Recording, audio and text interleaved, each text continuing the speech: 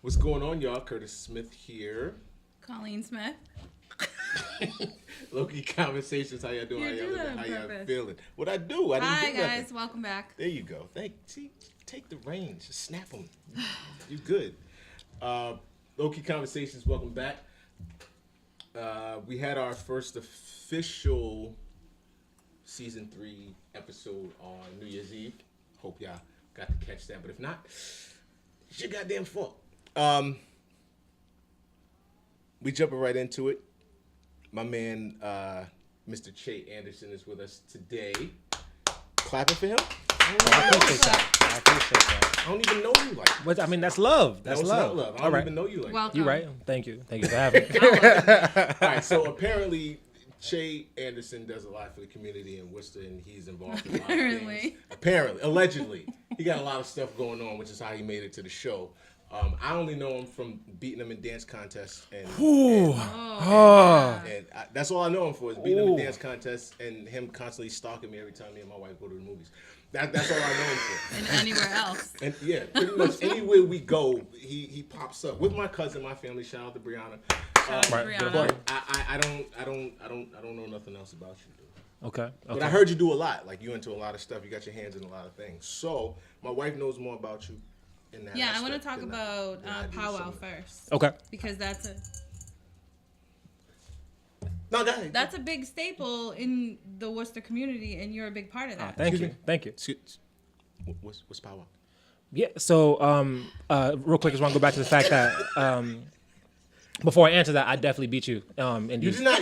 I did. Come on, look. I don't. Whatever event you want to.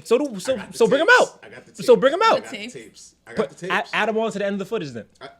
Don't Yes. make Yeah. Oh. You Yes. lost. Oh. All right. lost. We'll let people decide. That's it. We'll let the people You decide. lost. Anyway. You lost. Pow Wow. You lost. As we were talking about. Pow You'll Wow. be the first guest y'all ever seen get ejected from local conversation. But no, go ahead. Pow Wow is an international mural festival. It had its start in Hong Kong before becoming a larger scale festival in Honolulu, Hawaii. And then from there, it took off. They did murals in Austin, Texas during South by Southwest. They did projects in Long Beach, California, Tokyo, Taiwan, Guam. And then in 2016, we had our first version of the festival here in Worcester. So we were the first East Coast festival announced for Pow Wow. And then DC snuck in. So they had theirs first. And then we had ours in August of 2016. Yeah, and then you had another one last year, because I know we were going to have you on the show, and Pow Wow started the next day. Yeah. So you couldn't be on the show. And we've done it 3 years in a row. We've finished 89 murals and 32 other pieces of art. So almost 120 pieces of art in the city of Worcester over the last 3 years. Wow. All right. So all of them places that you named. See, Yeah. I'm just trying to gauge. You know what I mean? You know all those murals we No, watch on I know, the I know the murals. Yeah. I know. I'm just trying to gauge your lack of a better term, your importance. I'm trying to gauge it. So I've seen these murals all over the city. Mm-hmm. How hands-on are you with the actual erection of the murals going up?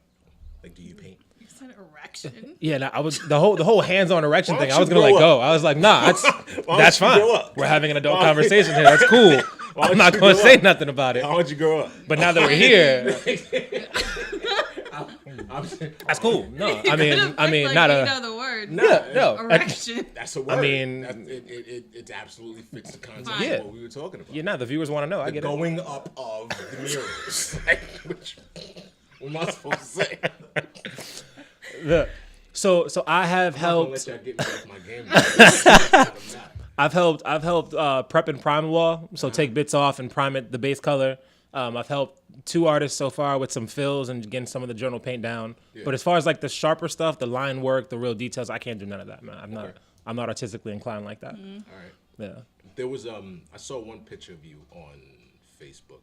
It looked at you. It looked like you were at some sort of a art presentation, a gallery, or do you participate? Like, do you go to events when they hold them, like in the Worcester Art Museum, Oh, yeah. things of that nature? Like, what's your interactions Yeah, with that, like, aspect of, like, how hands on are you with like the city when they do certain shit like Yeah. that. So to be honest, the way I even got into any of this is that I'm a fan. I can't paint to save my life. You know what I mean? I know where my strengths are. Yeah. And for me, initially going to different cities and seeing the murals and then going to galleries and seeing the art people were coming up with, my question was, why wasn't there more art like that in Worcester? And granted, there is art that happens in Worcester, right? The art museum's amazing, and places like Arts Worcester do things. Yeah. But where I'm from and what I'm about, I appreciate urban art. I appreciate art that looks like Black and brown people and people of color and that represents them in different ways. So I wanted to bring more of that here. And so, since I got into it, it's been popping up at different shows, helping artists get pop-ups, helping artists get paid gigs, and then going out to support whenever I can. Sometimes I could buy some art. Sometimes I'm just going to Instagram it and try to help someone sell some art. You know what I mean? But yeah, I'm a fan first and foremost. Okay. How do y'all determine what buildings get marked? So it's changed every year. So the first year we did Pow Wow, we said the community is not going to know what we're doing, right? We're going to say we're going to want to paint murals and they're going to figure it's graffiti. So we were like, you know what? Let's try to find the biggest buildings we can in downtown Worcester. And that's right? how that lady's face got there. And that's how the original lady's face got there. That's how the Hanover got done. The Hanover, right? Yep.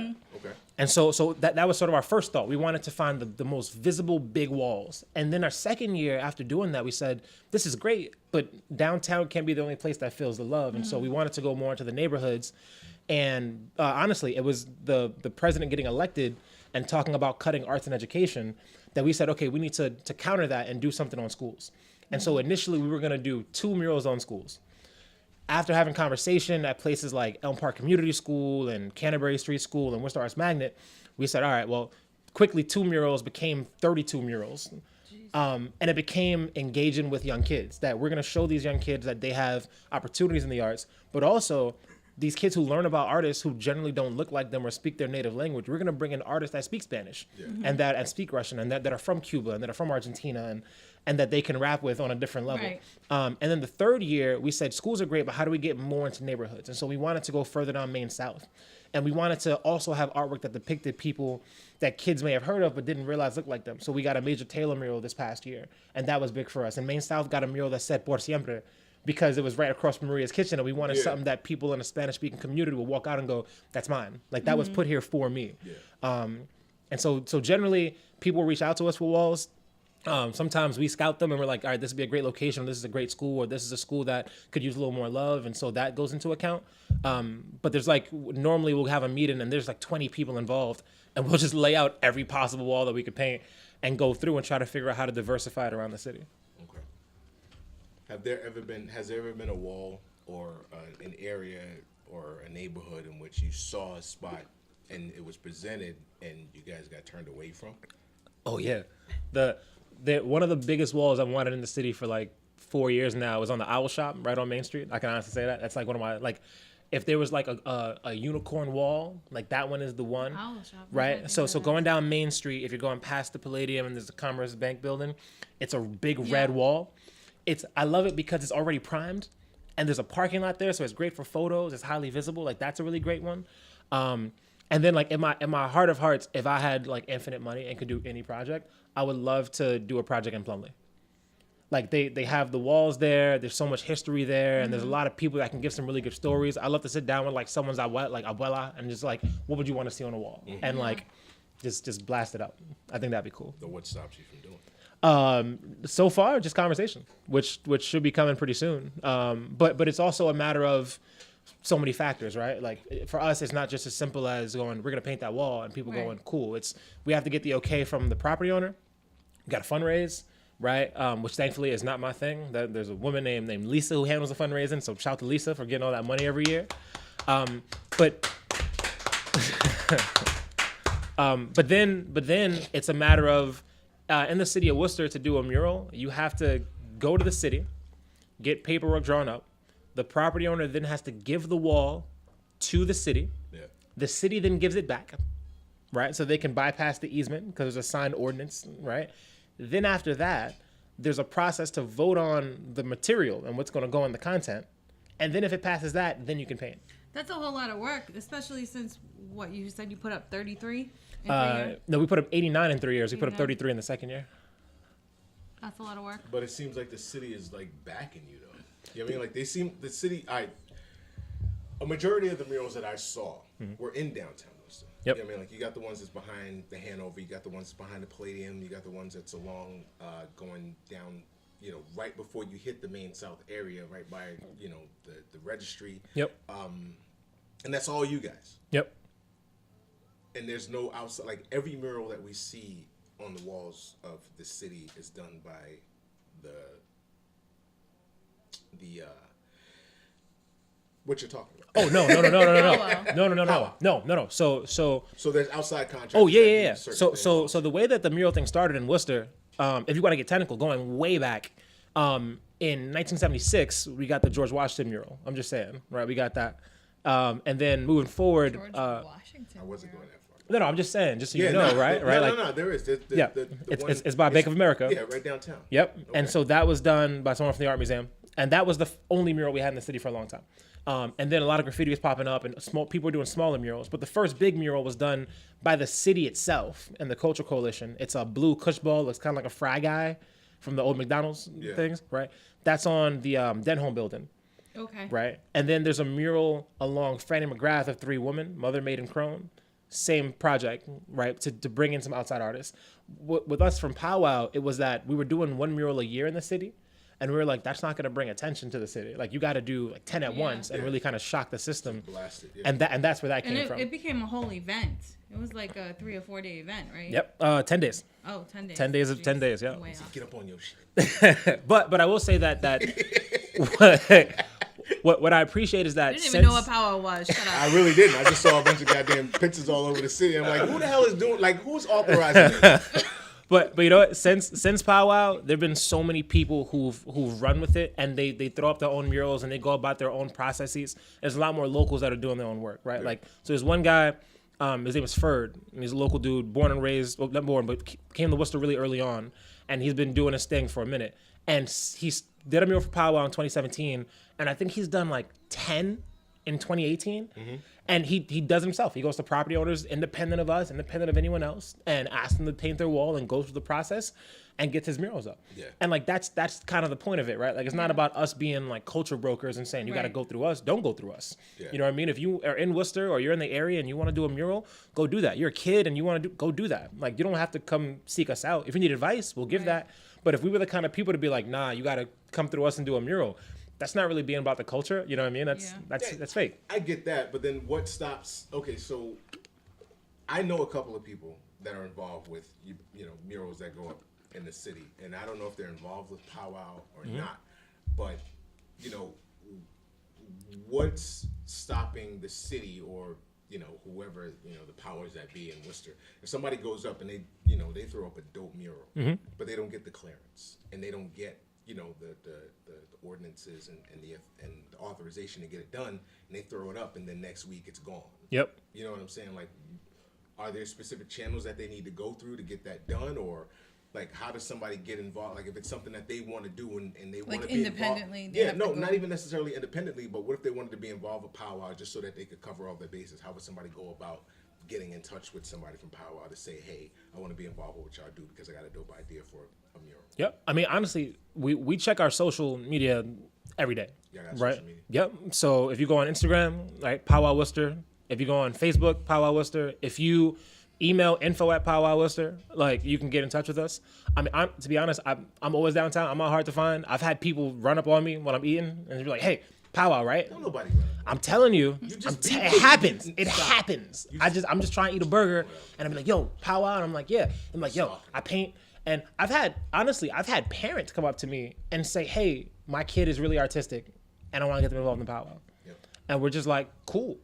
Like, let's figure it out. You know what I mean? Like, it's a community thing. That's the way it's supposed to be. Yeah. You know what I mean? So I think that there's that. To your point, though, if they went up and just did a piece, right, and it's gone, if they really just went and did a piece, I imagine that means they started doing graffiti and now they do mural stuff, which means that that's part of the game. Yeah. Right? Even for us, we tell people we get 5-year easements on the walls, but at any given time, somebody could tag it, somebody could bomb it, someone could just go and roll it. Oh, there's like a contract where you can keep that mural up for 5 years. We can keep the mural up for 5 years, or we can just change it out over 5 years. But that's the agreement with the property owner. Like, hey, for 5 years, we're going to take care of this wall. But that also means maintenance. If something goes wrong, we got to take care of it. That's kind of the whole agreement. Yeah. But for us, you know, we learned how to do this from people that have been in the culture for 20, 30 years. And back then, if you did graffiti, you were only guaranteed your photo when you finished, and then you can come back in 20 minutes and someone would have gone over your work. Yeah. And so while thankfully that hasn't happened to the murals, we know that could happen. That's a possibility, right? And so we take our photo, and most artists will tell you, the mural belongs to the community when they're done. Once they sign their name, that's probably why the murals are respected, because the community knows that the murals belong to them. They're not out there tagging them, you know? Yeah, no, it's been love. It's been all love. So it's been awesome. How'd you do a TED Talk? Hold up. You're not going to say and tell me you did a TED Talk. I did 2 TED Talks last year. Yes, sir. And where can I find this proof? Where can I do my own TED Talk? No, stop. Where can I find this proof? Because I'm big up. Like, yeah. I watch, you know, I'm heavy. Yeah. No, Suffolk University had me come in and do a TEDx talk. What university? Suffolk on Boston. Is this solidified I saw that university? It's not some shit you made up. No, that's solidified. Accredited. But hold on. And then WPI. I did one over at WPI. No, but wait, so I could YouTube it right now. Yeah. All right. Yeah. Okay. Yep. So the one I'm telling you, I did. So the one at Suffolk came about. Someone I know who's an artist out in Boston. She goes by Imagine. She's dope. She went to Harvard and she's amazing. She contacted me and says, "Hey, a friend of mine is looking for someone to do a TED Talk. Would you be interested?" And then after I screamed and called my mama, I was like, "Yeah, of course, I could do that." And literally 7 days later, a student from WPI came into the office and goes, "Hey, heard about what you're doing with Pow Wow. We'd love for you to do a TED Talk." And I laughed and was like, "I just got offered one in Boston." And they're like, "We'll do both. This one's more catered towards students." Yeah. And I was like, "Totally fine." So they happened 6 days apart from each other. I did the Suffolk one first, and it was called More Than an Art Project. And it was discussing how public art, in my opinion, is the most accessible form of art for the community, right? There are no hours of operation. Mm-hmm. You don't have to feel like you're in a stuffy, stodgy location. It's just right there on the street for you to go check out. And you can stand there for 5 minutes. You can stand there for 5 hours. That's up to you. And generally speaking, because of the fact that it's super modern contemporary art, because it's being painted in real time, the artists, the subject matter, that stuff is more relevant to you, right? You're not paying $100 to take your kids in and hope that they don't got to go to the bathroom or start freaking out.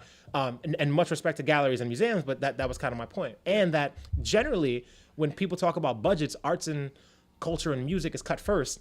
And yet, arts in 2016 brought in more money to the American economy than infrastructure or general travel did. Yeah. So why don't we respect it in the same kind of vein, right? So that was my first one. And the second one, speaking to college students, was that, I'm in my 20s, and I said, they started by saying, these are going to be young, successful people. And I said, it's interesting to be considered successful. I think I've had a good few years, and so I'm appreciative of that. But what I've learned in my time is that there are really only 5 steps to accomplishing something. And they may take differing times, right? But you figure out, first and foremost, I said you want to be a gap filler. You want to see what that thing is you're passionate about and fill that gap in your community, right? Mm-hmm. So you figure out what that thing is you're passionate about, right? Secondly, you want to go out and figure out who else around you, and that being in your general community, has the same passion, because there's somebody else. Regardless of what it is you're passionate about, someone else has been thinking about the same kind of thing, right? Then you want to figure out your research and figure out why it is that whole exists. Why is there an issue there? Who's standing against it? Who are your allies? X, Y, Z. I was like, number 4, for me, was just do it.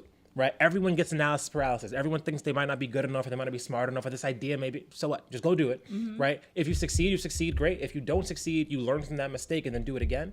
And then 5 was celebrate, because I said a lot of people I know do some amazing things and they don't get to celebrate their accomplishments enough.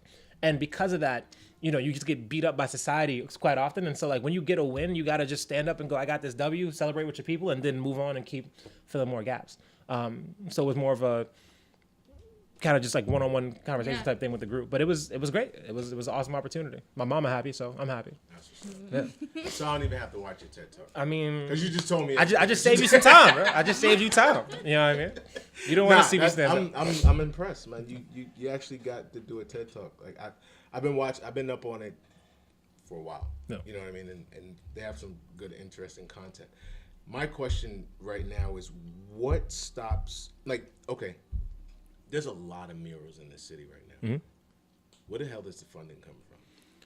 That's a lot of paint. Yeah, Paint's who not buys cheap. the paint? Yeah, It is. paint's not cheap. The scaffolds, all of that. Yeah. I mean, we just did the bathroom, and that was a couple bills. It took me worth like of 3 paint. months.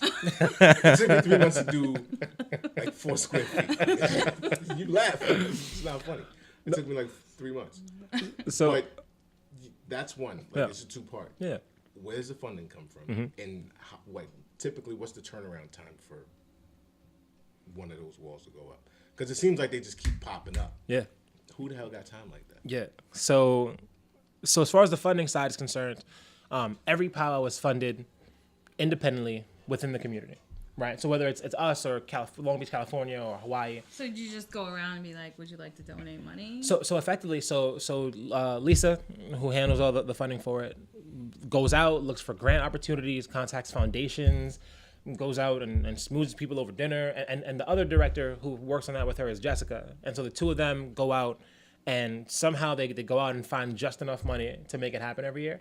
Also, the state, the Commonwealth, has this grant process, which anyone who's watching should look into this because it's a really beautiful thing, called patronicity, right? And so patronicity is if you have an idea for a creative project. It could be a mural, it could be a parklet, it could be a underpass it could be lighting. A low-key conversation. Could also be that kind of project. Just throwing it out there. You don't know the name of the show? Oh no, I did. I didn't want to just say the name again because So she just said it. disrespectful. She just Go said the ahead, name. Finish your thought. Pardon me. What about the These box? two. Go ahead. Finish your thought. The point I was making was they will match your fundraising up to 50 G's. Okay. Right? Wow. So if you can raise $50,000 within an allotted time, right? They'll match that and you get $100,000 and you can do your project. So the last 2 years, that's how Pow Wow's been funded, really like a big contribution from the state. And then the 50,000 has come from local foundations and banks and random people. And then they just pay like for the paint, and they pay the artists. Yep. The artists, So it obviously. covers actually, the artists do not get a stipend. They don't. The artists do not get a So stipend. they just do it. Nope, they for- volunteer. A lot of them, like the Pow Wow mission, starting in Hawaii, is that whole Ohana vibe, it's family vibe. And so it started out with them painting a spot called Kaka'ako, which is like right outside of Waikiki Beach, which is like gorgeous. And then you kind of roll right into the hood. And so the guy Jasper had opportunities down there in a gallery space and said, you know what, let's paint this area. Because like there isn't much happening down here, and like this would be a cool way to uplift some people. So similarly, every year when you go out and try to recruit artists, it's like, here's the year's project.